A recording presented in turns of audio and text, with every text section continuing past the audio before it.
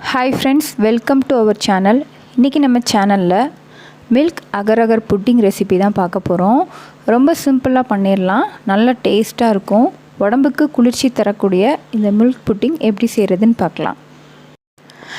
20 gram அளவு அகர் அகர் வந்து 1/4 மணி நேரம் போல் ஊற வச்சு எடுத்துக்கலாம். ஊற வச்சு செஞ்சோம் அப்படின்னா சீக்கிரமாக கரைஞ்சிரும், இல்லைன்னா கொஞ்சம் டைம் எடுக்கும். டைரெக்டாகவும் செய்யலாம்.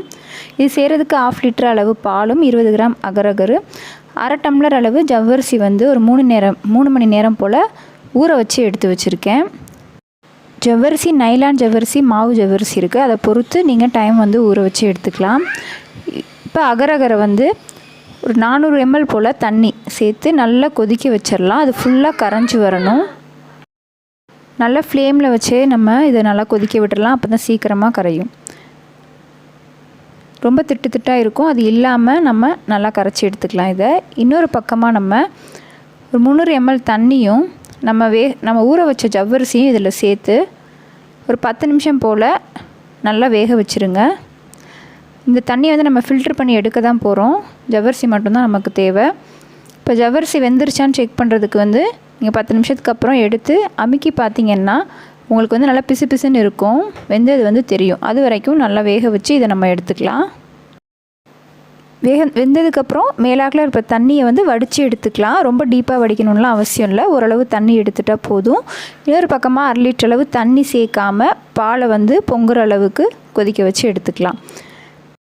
இப்போ ஜவ்வரிசியில் உள்ள தண்ணியை மேலாக வடித்து எடுத்தாச்சு. நம்ம கொதிக்க வச்ச அகர் அகரை இதோட சேர்த்தாச்சு. 1 கப் அளவு சுகரையும் நம்ம இதோட சேர்த்துக்கலாம்.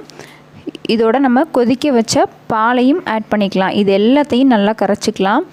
ஃப்ளேவருக்காக நான் வந்து ரோஸ் எசன்ஸ் ஆட் பண்ணியிருக்கேன். ரோஸ் எசன்ஸ் வந்து நல்லா ஃப்ளேவர் வந்து நல்லாயிருக்கும், குழந்தைங்களுக்கு ரொம்ப பிடிக்கும். எந்த அளவுக்கு உங்களுக்கு எசன்ஸ் வேணுமோ அந்தளவு ஆட் பண்ணிக்கலாம். நீங்கள் வேறு ஃப்ளேவர் இருந்தாலும் நீங்கள் ஆட் பண்ணிக்கலாம். பிஸ்தா ஃப்ளேவர், பாதாம் ஃப்ளேவர் அந்த மாதிரியும் ஆட் பண்ணிக்கலாம். இல்லை கலர் பவுடர் சேர்க்குறதுனாலும் சேர்த்துக்கலாம். அது எல்லாமே ஆப்ஷனல் தான், நம்ம இஷ்டம் தான். இல்லை ஒயிட்டாகவும் நம்ம வெறும் மில்க் புட்டிங்காகவும் சாப்பிட்லாம். இப்போ ரெடி ஆகிருச்சு. ஸ்டவ் ஆஃப் பண்ணிவிட்டு இந்த மாதிரி ஒரு அகலமான பாத்திரத்தில் இல்லை பிளேட்டில் கூட நீங்கள் இந்த மாதிரி ஊற்றிக்கலாம். கார்னிஷ்லாம் எதுவும் பண்ண தேவையில்லை. ஆறுனதுக்கப்புறம் அதுவே அழகாக எடுத்துகிட்டு வந்துடும். நல்லா கம்ப்ளீட்டாக ஆற வச்சுக்கோங்க. ஆறுனதுக்கப்புறம் ஃப்ரிட்ஜில் வச்சோம் அப்படின்னா நல்லா டைட்டாக இருக்கும். ஃப்ரிட்ஜில் வைக்கணும் அப்படின்றது ஆப்ஷனல் தான். நல்லா கம்ப்ளீட்டாக ஆறினோன்னு தான் உங்களுக்கு டைட்டாக இருக்கும். ஏன்னா உள்ளெல்லாம் பார்த்திங்கன்னா சூடு இருந்தால் கொஞ்சம் இலகலாக தான் இருக்கும். இப்போ ஒரு பிளேட்டுக்கு அப்படியே மாற்றி டர்ன் பண்ணிடலாம். அவ்வளோதான், சூப்பரான மில்க் புட்டிங் ரெடி ஆயிருச்சு. இது போல் நீங்களும் ட்ரை பண்ணி பாருங்கள். இந்த அகர் அகர் வந்து வெஜ்ஜு தான். அழகாக பீஸ் போட்டு எடுத்துடலாம். குழந்தைங்களுக்கு ரொம்ப பிடிக்கும், உடம்புக்கும் ரொம்ப நல்லது தான். இது போல் நீங்களும் ட்ரை பண்ணி பாருங்கள். இந்த வீடியோ உங்களுக்கு பிடிச்சிருந்தா மறக்காமல் சேனலை சப்ஸ்கிரைப் பண்ணுங்கள், லைக் பண்ணுங்கள், கமெண்ட் பண்ணுங்கள், ஷேர் பண்ணுங்கள். மறக்காமல் உங்கள் ஃப்ரெண்ட்ஸ்க்கும் ஷேர் பண்ணுங்கள். தேங்க்யூ.